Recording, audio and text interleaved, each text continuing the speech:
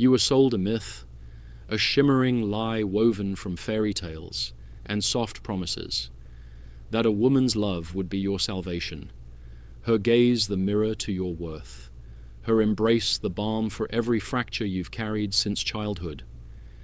You believed it, not because you are weak, not because you are naive, but because no one handed you the tools to see through the illusion.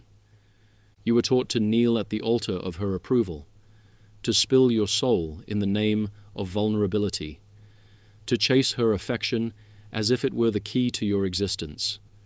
But here, in the stark light of truth, the mirage dissolves.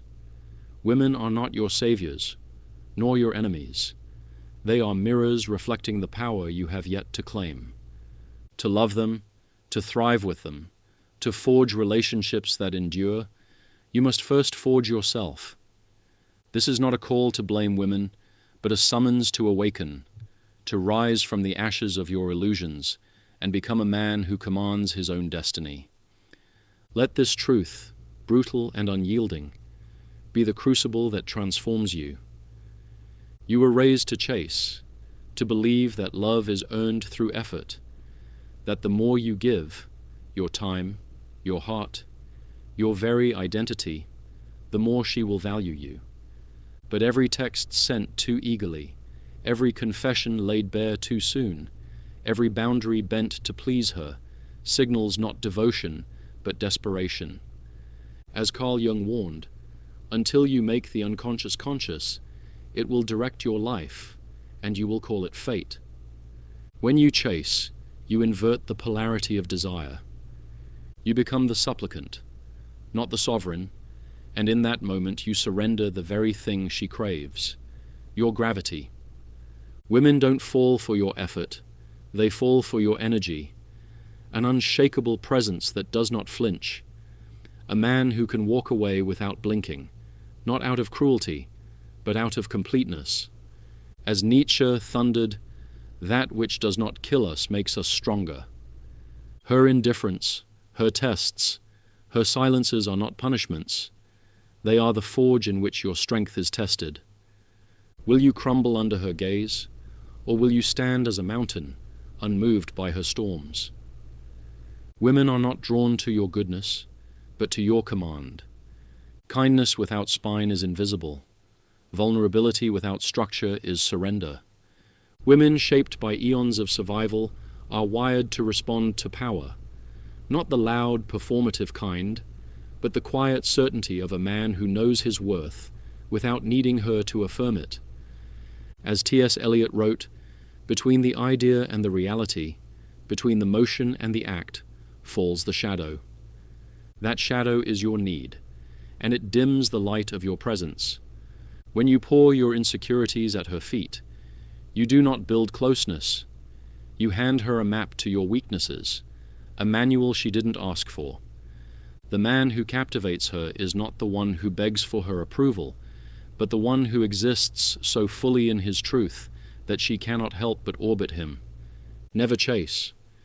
The moment you pursue, you signal, I am beneath you, and the tension that fuels desire dies. Women don't sleep with puppies who beg for affection. They are drawn to wolves who command it by simply being. This is not her fault. Women have mastered the art of influence in a world that denied them swords. As Schopenhauer observed, nature has endowed woman, for her protection and defense, with the art of dissimulation. They wield silence, suggestion, and selective affection, not out of malice, but survival. Their power lies not in confrontation, but in shaping the emotional landscape. When you worship her, you surrender your emotional authority, and she feels not safe, but burdened. The meeting of two personalities is like the contact of two chemical substances. If there is any reaction, both are transformed.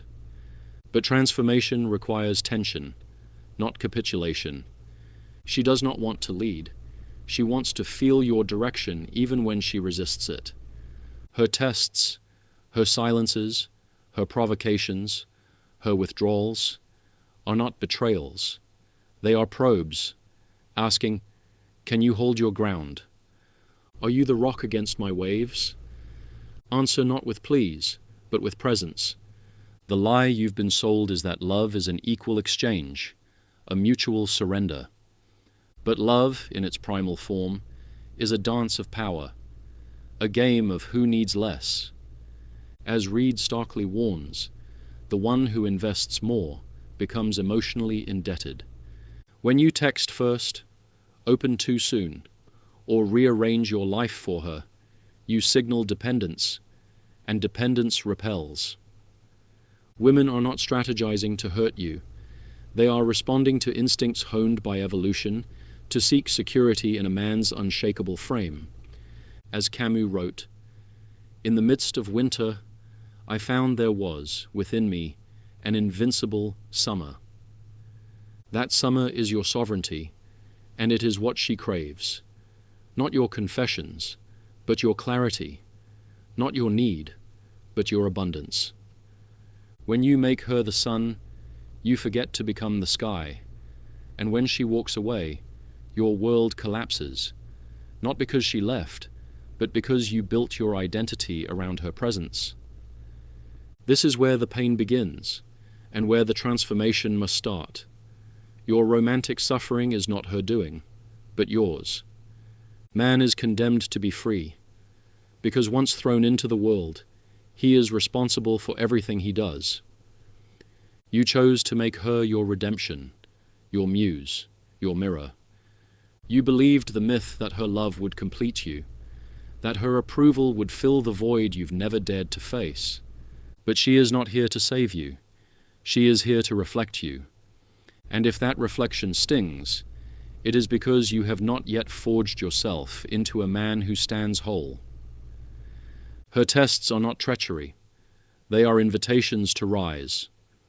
When she withdraws, she is asking, "Can you stand without me?" When she pushes, she is probing, "Are your boundaries real?" When she seems indifferent, she is measuring, "Is your strength a performance, or is it fire-forged?" The path to masculine evolution is not to resent her, but to reclaim yourself. Stop seeking in her what you lack in yourself. A man must be a nonconformist. Stop conforming to her moods, her silences, her expectations. Stop apologizing for your edges, and instead sharpen them. Build a life so magnetic, so rooted in purpose, that she is drawn to orbit it, not because you demand it, but because your gravity compels it. Cultivate a mission that burns brighter than her approval, a vision that does not waver under her gaze. As Kafka wrote, "A cage went in search of a bird." When you chase her, you become the cage, trapping yourself in the pursuit of her validation. But when you chase your purpose, you become the sky, vast, unyielding, and undeniable. This is the alchemy of manhood, to transform pain into power, rejection into resolve, loss into liberation. The life of man is a constant struggle for existence, with the certainty of defeat. But defeat is not the absence of her love. Defeat is the absence of your own. You were not born to be loved for your tenderness, your sweetness, your sacrifices offered without pride.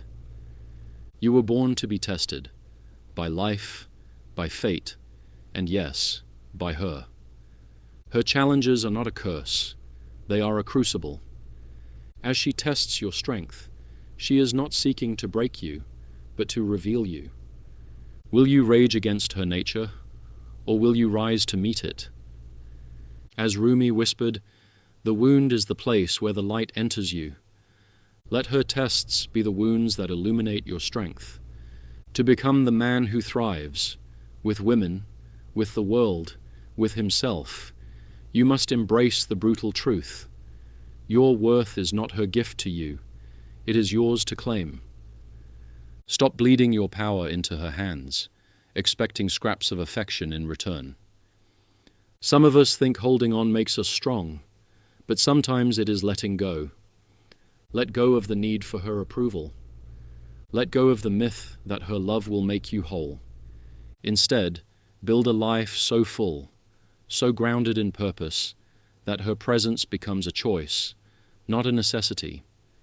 Be the man who does not need to speak to be heard, who does not need to chase to be desired, who does not need to beg to be remembered. The privilege of a lifetime is to become who you truly are. Become that man, unshaken, unapologetic, undeniable. This is not about hating women, nor manipulating them. It is about transcending the fantasies that bind you. Women are not the problem. Your illusions of them are. They are not your judges, but your mirrors, reflecting the work you have yet to do. Build your world, not around her, but within you. Cultivate a strength so profound that whether she adores you or abandons you, your spirit stands unmoved. Love from abundance, not need. Lead with presence.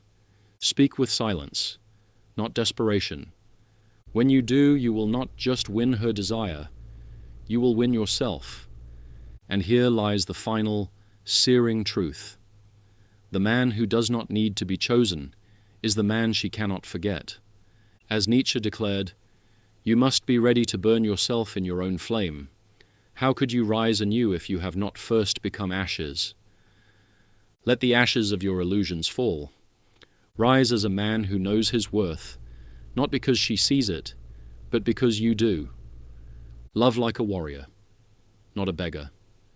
Live like a king, not a servant. In that fire-forged reality, you will find not just harmony with women, but harmony with the world, and with the man you were always meant to be. This is your call, brother, not to conquer her, but to conquer yourself.